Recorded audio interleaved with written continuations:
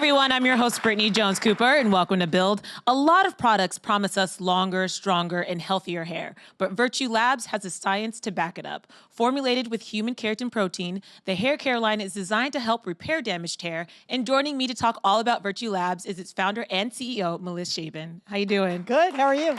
Nice to see you. I'm so good. Yeah, good. I am really impressed with this line, just in doing a lot of reading and research about it. It's really kind of fascinating, and your website says it's not just another hair product, it's a biotech company that helps here. So what does that mean? So about 8 years ago, as I was at a point in my career where I wanted to do something different, just through connections and serendipity, I was introduced to this technology that was developed out of Wake Forest University.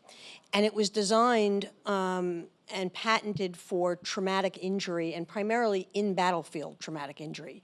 So the chief science officer was also a head of the North Carolina Reserves, 27-year veteran, did 2 tours in Iraq, and he would tell you that his experience as a soldier and as a scientist led him to want to improve quality of life post-traumatic injury. And that war had changed a lot in the last 20 years. You know, it used to be injury, mortality, wounds came from bullets. And in the last 20 years, it's been explosive injury. But medicine and the military and triage has gotten very good at keeping people alive. Now the issue is, how do we regrow muscle, bone, tissue? How do we help with traumatic burns? Science and medicine hadn't dealt with that yet. And really the process, keratin actually plays a pretty big role inside your body. It's an important protein. It's a delivery system. We oftentimes as women think about it in the context of hair and nails, but it's a big, powerful protein. As a byproduct to what it does inside your body to help stimulate repair, it also makes up 90% of your hair and 100% of your fingernails. And what Luke figured out is that by using a human identical protein, so it's the exact protein that you have in your body, that your body would recognize it as its own and put it to work. The same thing happens in hair. It sees damage, it sees a wound in the hair, and it actually attaches and binds directly to that damaged site and then washes off where it's not needed. So how did this science come to you? Like, how did they decide? There was a martini involved. I was going to say, how did they decide? You're like, let's talk, Melissa. My next door neighbor at the beach was the chairman of the board. And I had never met him in 5 years. He was the chairman of the board of the Biotech company. And we got introduced by a banker. And they had tried to do this on their own. But biotech got people and consumer products people are not the same. We don't come from the same DNA, and our business skills are different. So they decided to sort of license it to us, and so now we've licensed it all in perpetuity. Luke Burnett, still an advisor to the company, the chief science officer and the now retired colonel. So, you know, sometimes in business, like in life, there's good luck and bad luck. And this was good luck. This was good luck, which you guys really put to the test. I know you guys went through a lot of clinical trials. So take me through that process and what you learned about this protein and how it could work with hair. So, you know, given that this wasn't my first adventure, I wanted to be very careful about whether the technology really worked or not. So we really did true clinical trials with photography and measurements, and we put the technology in a placebo. Because oftentimes with hair, you get a layered or coated effect. You can make hair shiny for a day. You can make hair fuller for a day, but it's just coating the hair. That's all anybody's product ever does. So I wanted to make sure that there was real definable difference because I knew it was going to take a lot of money. And to raise a lot of money, I had to be sure that it was going to do something transformational. I really want to get to a point where we can help people, you know, regrow hair, and especially women. It's an epidemic-like problem. And because we do so much to our hair and because there's so many pollutants, you know, women are losing their hair at a pretty rapid pace right now. You know, 6 in 10 women over the age of 35 will start shedding hair, and it doesn't come back. No, I mean, we just do, like you said, we do so much to our hair, whether it's coloring or Yeah. frying or dyeing or straightening. And there comes a point, I think, for every woman where you want to just stop doing all of that and just Yeah. have healthy hair. And Right. this seems like a product that can help people kind of transition. It is, and that's the real difference. We're not a style brand. We're not going to compete on, style. We're just going to give you healthy hair. Then you can do whatever you want once you have healthy hair. I mean, when you color hair, you're breaking the hair. You're breaking the disulfide bond, and all the keratin leaches out. That's like letting the collagen leach out of your skin. It's very damaging. So this keratin protein exists in hair naturally, and you guys, what's the process of attaining this keratin? So we buy hair, like from wigs and extensions, that same thing, and all of the patents are around the process of getting the keratin out of the hair. We cut it into about 1.5 inch pieces. I can't tell you too much. Suffice it to say that there's a dialysis. Don't worry, if you tell me, I still will be confused. There's a dialysis-like process that goes on. So think crab leg, and we actually get the meat. Our process takes the outer shell off the hair at very, very low temperatures. So the keratin that the industry uses is all animal byproduct. It's hooves and beaks and feathers, and it's processed and acid washed at very high heat, and it breaks up into amino acids. So an amino acid isn't a bad thing. It just doesn't have a lot of value. There's not a lot you can do with it. It's like a letter versus we have a paragraph. And so that's where the patents are. And then we process this keratin, and then we send the keratin out. So we're not only a product company, we're an ingredient manufacturer as well. So we've talked about how we made it. What are these products we have over here? What are some of the options you guys have? These are the shampoos and conditioners. We keep the line very lean. There is the alpha keratin 60KU in every single product. We don't make a product unless the keratin doesn't make the product better. And these are shampoos and conditioners. And unlike commoditized products that we use, like soap, shampoo is soap and water, really, at the end of the day. This actually has it has a quality and a therapeutic quality to it. Not only does it wash your hair, and that's its job, right? Its job is to clean, but it also repairs the hair at the same time. So it's a pretty good multitasker. And I've heard you guys have something for split ends as well, which is interesting to me because I always thought split ends were just dead hair that you couldn't fix. It's actually, it isn't. The hair is actually splitting at the apart, and then the light's coming through. So when you that's a wound. That's a split is a cut in the hair. So because this binds back to the hair, it actually binds those hairs together. So for people who want to grow their hair long, historically all you could do was cut it off, right? You'd have to cut 2 inches, 3 inches off. So we find that a lot of people who want to grow their hair long are having a lot of success with the product. I was going to say, you've seen results. They're clinical results. This isn't consumer perception. This is measurement. So most people don't believe, you could repair a split end by 95%, but this was in lab, placebo, all that kind of stuff. It's science, guys. That means it's real. Yeah. My biggest question as a Black woman is this okay with my texture? So are there different formulas for different textured hairs? Yeah, there is. And what I would say to you is, yes, it's okay. And yes, you have to be careful with silicones, right? You don't want to stretch the curl. You need your moisture. And so the smooth products with the mask work really well for textured hair. Yeah. And let's talk about more of the ingredients because I know it's gluten-free, there's no sulfates. So is it organic? Is it clean? Like, how do you classify Virtue Labs? So, it's interesting. The clean thing is a little hard. I wouldn't qualify us as clean because the standards for everybody is different. If you're talking to Sephora, it's different than you're talking to Ulta. We're headed in that direction. We have a couple of silicones in 2 products at very low levels. When we started this, years ago, we didn't really think about being gluten-free or vegan. It just so happens it is. That wasn't one of the benchmarks, I didn't really know that vegan products were important to hair care at that point. But it's just a general thing. It's all becoming more important. So it's sulfite-free, paraben-free, dye-free, it's gluten-free, it's vegan, it's all of those things. So do you feel like as a company you have to do those things because we're just in a state in our culture where people are reading labels now and they're more curious, and then we see some companies with formulas that cause issues for people? Yeah, I mean, we talked about that a little curl, earlier. And you see that and it's so scary. It's very scary. I think a younger generation of women are paying more attention to now what goes on their body as well as what goes in their body. And the recognition And you know, with textured hair, things like relaxing, that's lye. And that's on your brain. I mean, you know, we forget our scalp sits on our big organ, you know, it's part of our skin. And I think women in particular are much more sensitive to these ingredients and what am I doing? And why, I wouldn't swallow it, and yet it goes in.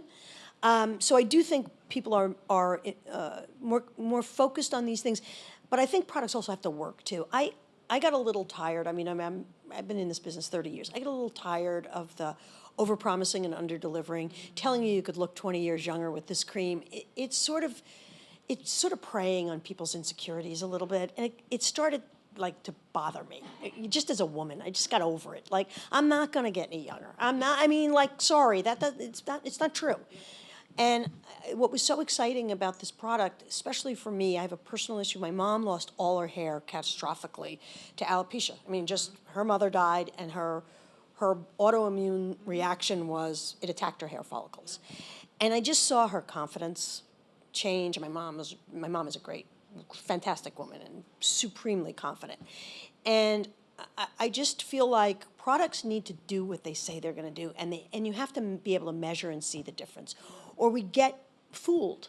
I mean, that's the only reason Jen really came on board with us, was the product really worked, and a relationship with a deer. So what was Jennifer Gardner. Yes, Yeah. yes. What was so exciting to me was seeing women's reactions. They were shocked that it did what it said it was going to do. It added volume, it added all of these things, and people were like, "Oh my God, it really worked," you know. And so it's a good feeling when you can be a part of that. Yeah, and you mentioned you've been in this industry for over 2 decades. You've Yeah. worked at other really big companies. Yeah. This is you. You're the founder Yes. and CEO. So you're 3 years in. We're 8 years in. We're 3 Well, years commercial. yeah, commercial. Took us 5 years to get the protein to work. Really? Yes. And that was all the trials and all of 8 years. Yeah, she's a finicky little protein. She's not, you know, she likes certain ingredients. She doesn't like things. She doesn't like oils and gels, so it doesn't work in certain formulations. But it's, you know, it's real science. Yeah. So in the 3 years you've been commercial, Mm-hmm. what has that experience been like for you? This is your company. What has Yeah. that growth been like? What has been maybe an obstacle you've had to overcome? Well, you're scared every day, multiple times during the day. I had to raise a lot of money, a lot. And that's hard. You take people's money, you're exposed.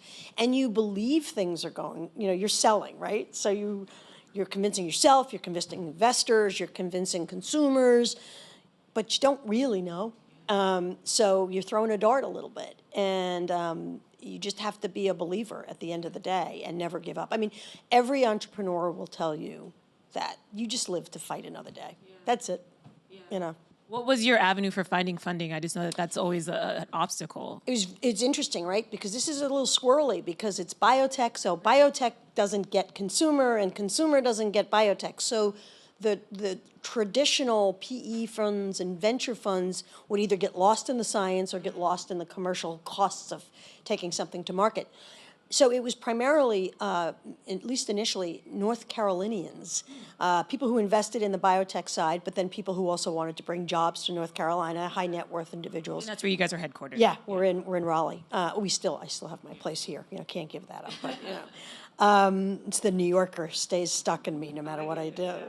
But the other interesting part is we couldn't make it. So we knew the therapeutic company was making the protein, but we couldn't scale.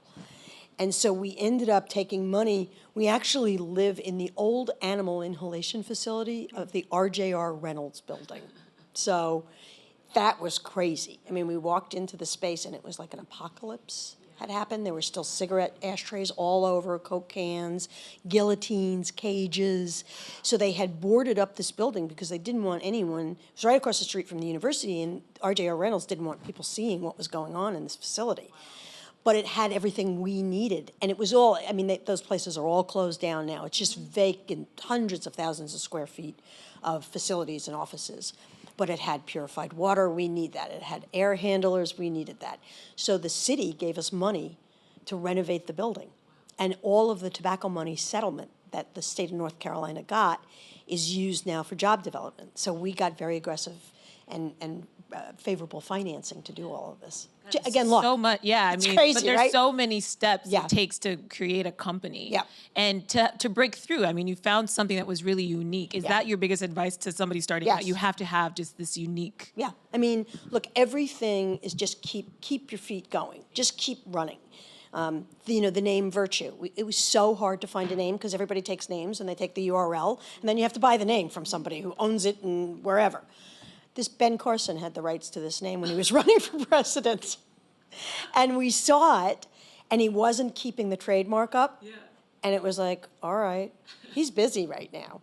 And Friday and in mid-April at 3 o'clock, the lawyers called and said, you got it. And for us, the name is really important because of where the technology comes from. It's very important that we are always, behave with humility and dignity, and because without these people getting hurt, there wouldn't have been a Luke, and without a Luke, there wouldn't have, all these things are connected, And so it seems like you have the hair care line sort of locked down. What's the future of the brand? I think more technology advancements around hair and nail. We have a partner that has the rights to skin, and that's really not our focus right now. It's very hard to do both. Yeah. I think you'll see. I hope you'll see growth as a part of our capabilities. I think you will. I think our ability to influence how we damage our hair as we process, like color. We don't use permanent wave systems very much in this country anymore, but it's very, very, very common all over Asia. Because people, someone's always looking for something they don't have, right? If you don't have texture, you want texture. Those types of things are damaging, and we can help offset that damage. Can people use it in conjunction so that they, while they're coloring their hair, while they're perming their hair, can sort of strengthen it at the moment it's happening? That's right. We actually have a product called Color Kick that goes into hair color. Oh. So it's kind of like if there's an analogous, Olaplex is a bonder, a glue. We actually are a filler. So it's 100% human protein, it's 100% natural. Stylists put it right in the hair color. And so as you're coloring, you're putting the filler back into your hair. And it's been wildly successful. Is there anything that Virtue Labs can't help as far as hair damage? Or yet? Yeah, I mean, I would say, I don't think we can stimulate the growth of hair. I think once those little hairs pop in, we can save them. That's the whole thing. You can regrow hair. It's just the hair is very fragile. And anything you do, a comb, a brush, a towel, rubs them off. Yeah. Did you ever think you'd know this much about hair? No, I didn't think I ever wanted to either, quite frankly. Yeah. It's extraordinary, though, how important it is. Yeah. It's, and not in a surface way. It's, for men and women, and I'm glad that men are starting to pay more attention, because it makes you feel better about yourself. And when you're, no matter what, when it's all working, you're just a more confident person. You go at everything with a different attitude. There's sunshine on you, and so it's been interesting. Yeah, like you said, I don't see hair as something that is just cosmetic. It is very much tied to your confidence, how you walk in a room, and so the healthier and stronger it feels, it's how you feel. Yeah, and we see it now. We see the addressing, letting your hair be natural. It's important. It's like be comfortable, be who you are, and bust out. Rip that shirt open and just go like, I'm coming. This brand is also super empowering too in that way, because I think a lot of us have damaged our hair, right? And you feel a lot of shame and guilt about that, right? Because you made a decision when you were younger and you're still paying for it. That's right. And it's nice to at least feel like you have some tool. To help you get back to where you want to be, Yeah, it's empowering. That's exactly right. It really is. Awesome. So, great. We do have a couple questions. Sure. The first one comes from Maddie. Hi. Hi. How are you? In terms of starting a business, I guess, were there any things that surprised you or maybe you didn't expect? Well, it's not my first rodeo, so that's the good news. I think, experience and having seen things before, you kind of know what to look for. I didn't expect I would need the set of skills that are in the company when I start. I thought this was going to be quick. I thought, I've done this before. Put a nice name on this thing, put it in the jar, and run it up for a few years, and L'Oreal will come get it. It's hard. This was really hard, and managing the regulatory aspects of this, because you're making a lot of claims, was harder than I thought it was going to be. So. You worked for some very big companies before this. Yeah. So can you tell us what those are? And then maybe what role best prepared you for taking on being a founder and CEO of Virtue Labs? So I really started my career way back when at Revlon. My father was there for 30 years, and so that's where it's the same place to give me a job, so I took it.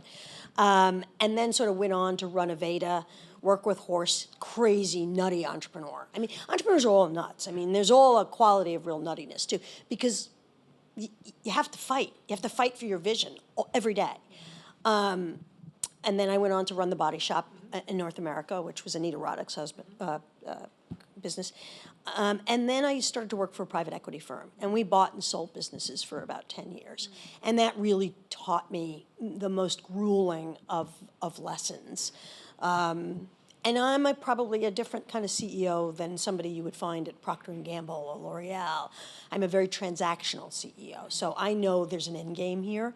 And so, you know, it's a different take. It's not about process and fundamentals. It's more about, you know, getting into the end zone. I like that, football. Yeah. And then Maria. Hi. Hi. Are there any beauty routines you used when you were like a teenager in your 20s that you're now opposed to or maybe regret? Yeah, I think we use way too much acids. There's way too much peeling going on. And, you know, I think with your skin, I think very simple routines are more beneficial. And as much, well, listen, I was an 80s kid, so there's a lot of sunbathing that went on. And I think there was an album cover and some tinfoil involved, but, you know, and maybe a tar roof. So certainly sun damage is a big issue. But I would keep your skincare routines, you know, as simple. There's always a reason people want you to buy more product, and you can get overwhelmed with it. And then, you know, you gotta wash your hair. You know, and this is marketers, right? So we take you down a rat hole of unwashing, and that's a whole thing. And everyone's like, oh, I don't wash my hair. You put so much stuff in your hair, that follicle will clog. It's like a pore. And then when it's clogged, that hair can't come up. So, you know, those are the kinds of things I think, is keep the routine simple. I love this time we're in because personally I've just been in a place where I'm trying to strip things out. I have really sensitive skin. Yeah. And I've just found my quality of life to just be better. Yeah. You have less reactions to things, and I feel like I have more energy. Yeah.